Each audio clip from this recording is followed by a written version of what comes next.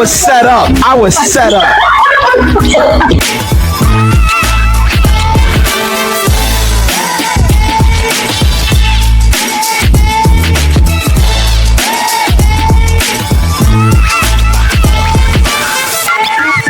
Hey everybody, welcome back to the Rush Hour Chris and Bev, KC Rush Hour Chris and Bev podcast, and of course you can follow me and Bev on social media.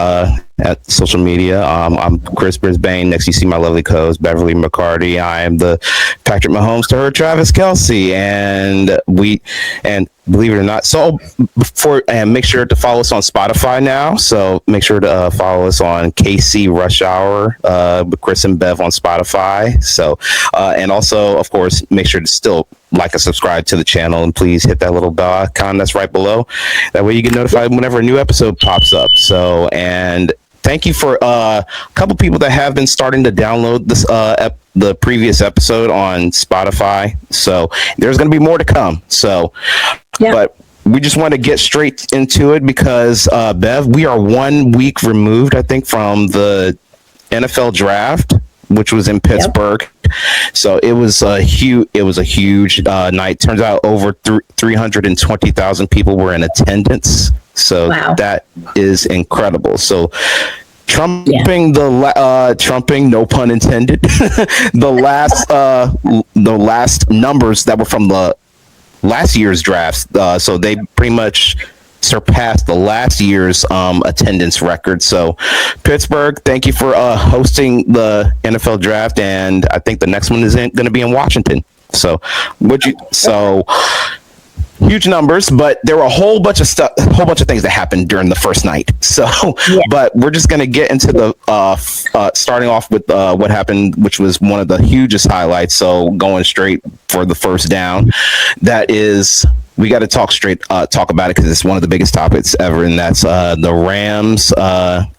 Rams drafting quarterback Ty Simpson from Alabama. So I didn't see it coming, and before I give my thoughts, I have to know what was going through your mind, Bev, when the Rams drafted Ty Simpson, who even though Matthew Stafford just came off an MVP season. That's my point entirely. This man, among everyone in the league, was your MVP for the season. So my question is, why you get one in the first round? The Chiefs got one in the 7th round. That makes sense if you need a backup. It also makes sense to maybe go to 4 or 5 round because they're going to be the future, not starting now, not immediate. Generally, when you get a first round draft pick, he's either going to be your quarterback for the immediate future immediately or very soon. And they've been in discussions with Matt Stafford to extend his contract. How does that look to him? He's not even responded. Generally, they reach out. His wife has, but he hasn't. I think it's a mistake. I mean, Puka's crazy right now, so you may need to look to something to replace him. What I was going to say, Bev, is that, guys, Mekhi Lemon was right there. Yeah, exactly. He was right there. He was one of the people available. Who there was some else. Carnell Tate was taken early, but there were some other wide receivers. Denzel Boston was there. There was a whole bunch of wide receivers that were still on the available list, but just that the Rams chose to take a quarterback, which kind of shocked me. But I guess they have to plan for the future in case Matthew Stafford decides to retire. But if he gets an extension, that means Ty Simpson's not going to be playing for maybe 2 or 3 years. So so for the future, maybe like Jordan Love in 4 years. So it's going to be interesting. It's a very weird move from the Los Angeles Rams. So I'm not sure. And Sean McVay's face kind of told the entire story. That's what everybody's been saying. Yes. So I did not see his face actually, but yeah. Hey, go. I would say for Ty Simpson, go learn under Matthew Stafford, but be aware you're going to be. It's going to be maybe 2 to 3 years. If when Matthew Stafford gets that extension before he even sees the field. Yes, exactly.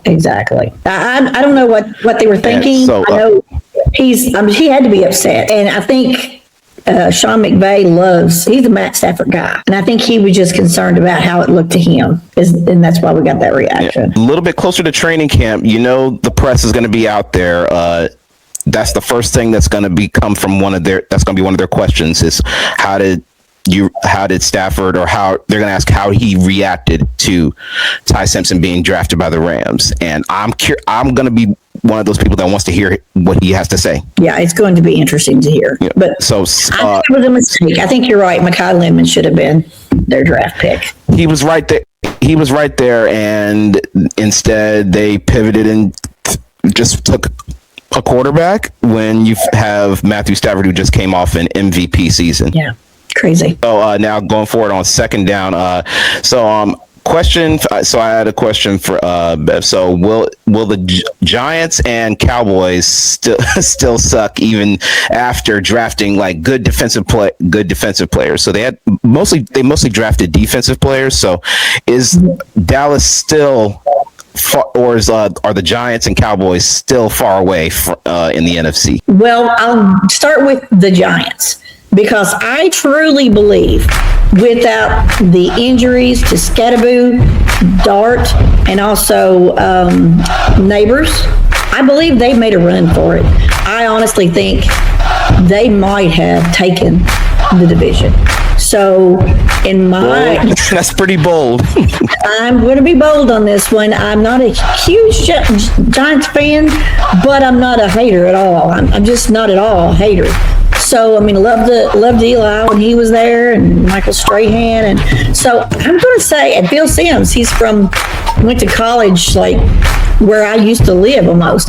So I'm going to say that they're going to make a run for the division. It's going to be an interesting division, because I think Washington, without Jaden Daniels being injured, they may make a run for it as well.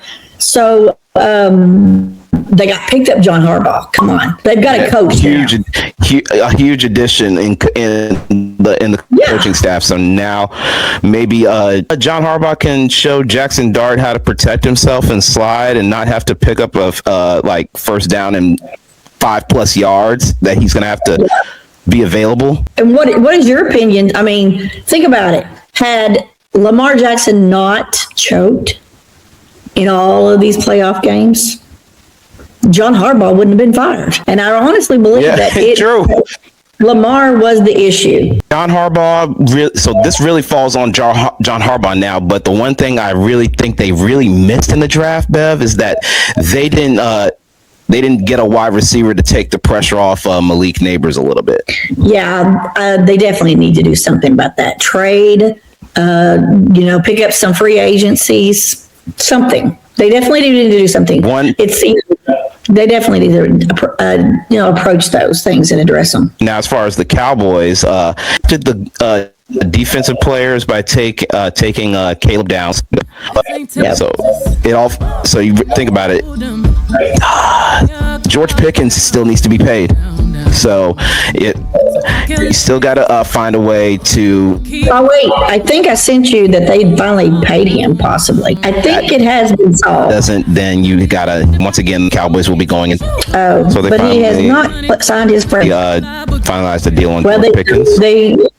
I heard that they had, but it was not true. So yeah, no, he hasn't signed his franchise tag. We talked about that. He did sign it. They said he is going to, but now Adam Schefter was wrong. He's being roasted for talking about it. Let me see what else is going on. There is a lot going on with this, apparently, that he has actually said that he was going to be traded. But now they're saying that's not true. And then he said that he signed his tenure, and that's not true. What is going on? People are feeding Adam Schefter some very incorrect. Yeah, you got to give him Adam Schefter some really solid, truthful news. Otherwise, it's not going to pan out towards people in the NFL, especially Cowboys fans. And I just don't. I think the Cowboys are still a ways away, Bev. I think the Cowboys are still a ways away from being contenders. Yeah, I agree. I think the bigger story here is that Adam Schefter was wrong twice with the same guy. You think Pickens is leaking incorrect information on purpose? That sounds like a thing he would do. Think about it. He's kind of different. But I just hope it's once again, it's strange in Dallas. Why are we surprised that all this news is coming out of Dallas heading into their off season? No. It's going to be Jerry World, where all the circus things are happening and nothing is getting done. It's almost like everything that's going on in my head, because I have ADHD, severe ADHD. So everything going on in my head is like, she's still the best, guys. Even though she has that, she's still the best. I love it, but it is difficult sometimes to get things accomplished. And that's what Jerry has a problem. He can't get anything done. It's just like, I don't know. I just don't know. Maybe he's got early onset dementia or Alzheimer's. Well, I guess it's not early onset because he is an older man. But this is why I love Jerry Jones. I love him so much. I mean, I just think he's not senile, but he likes to make moves that makes you think that he is. I don't know. I think it's going to be crazy no matter what. You're right, and Jerry loves the camera, which he's going to make sure that that all eyes are on Dallas through the entire off season. Yes, and he's going to be in movies and TV shows like he already has been on The Landman. Oh my gosh, not that again! It's very enjoyable. So. We will see him again, guarantee you. And so that leads us to third down, which this leads up to saying like, okay, did the Steelers make a mistake in not getting Mekhi Lemon? I'm going to have to say yes, because this is really their fault at one point, because now you're not only don't have a solid person at quarterback, and you don't have a number 2 receiver out. You don't have another wide receiver outside of DK Metcalf. So this is you've got Michael kind of pretty good. Michael Pittman. Great years at Indianapolis. Spent most of his years in Indianapolis. So I'm gonna have to say maybe you gotta if they had Mekhi Lemon right there on the phone and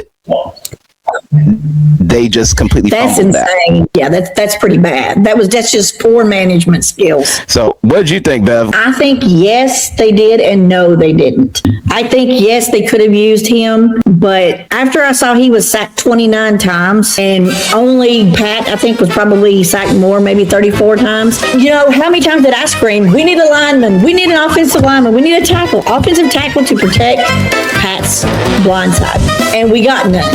None were drafted, but now they did pick up some in the undrafted free agency. But I think if they are going to do anything, okay, he has to be protected, because Pat's going to roll. This guy's going to stand like a statue in the pocket. He hasn't got the moves. He's older. It's not going to happen. And 2 things are going to happen. If he takes the hits, injuries. If he runs to avoid the hits, injuries. When you're at that age, you fall over. It's just like the video of Dre Greenlaw, I think it was, in the Super Bowl against the Chiefs. All he was doing was hopping up and down, getting ready to go on the field for the Super Bowl, and tore an Achilles. And he wasn't as old as Aaron Rodgers. And he was in better shape, I guarantee it, than Aaron Rodgers. So, no, when you start getting in your 40s, you celebrate a little too hard and you're going to hospital. It's not good. That's all I can say. And when you're my age in the 50s, yeah, it's over. Just go ahead and book your appointments for the hospital. It's coming. It's coming. You just and Bev, you're right.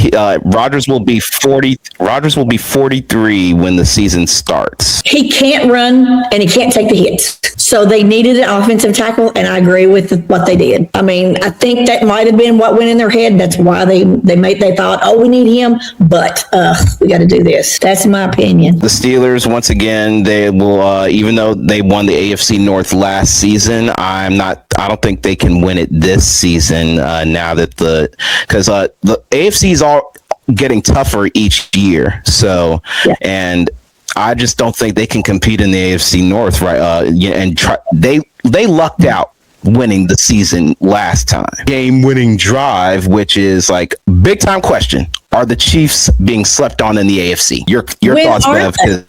When aren't they? Yeah. The whole time that they go on a Super Bowl run and they're underdogs the whole time, that tells you, number one, either people are crazy, they're stupid, or they just want something to talk about so they don't sound like they're just saying the same things over and over again. True. Do not sleep on the Chiefs ever.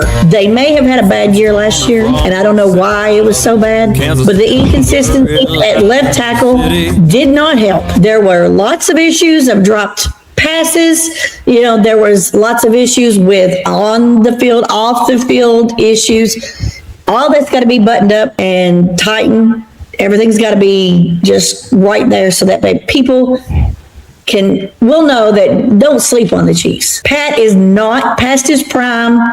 You are about to True, see he is not. Pat on another level because he is ready to shut people up. Say that right now. I'm with you on that. So to close up our game-winning drive, I'm with you, Bev. The Chiefs are definitely not.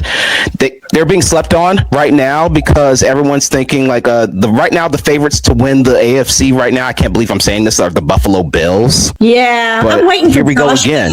Josh Eyes whenever they beat them out of the playoffs again. The Chiefs are 4-0 against the Bills, so that should tell you something. But I would say the one thing to close this out, the Chiefs do not sleep on them. Andy Reid is still over there. He's got Eric Bieniemy back. He's got Steve Spagnuolo back there. So do not sleep on the Kansas City Chiefs going into the 2026 season. Hey guys, thank you for being a part of KC Rush Hour Chris and Bev, where you can follow us on Spotify, and follow us on social media, and make sure to like and subscribe to the YouTube page and hit that little bell icon. That way you get notified whenever there's a new episode that pops up. So, and as we get closer to training camp, you will be seeing some brand new guests on the show. So thank you for joining us, and we will see you as we get closer to training camp. So everyone have a great day, great week, and of course, in the words of Coach Andy Reid, how about those Chiefs?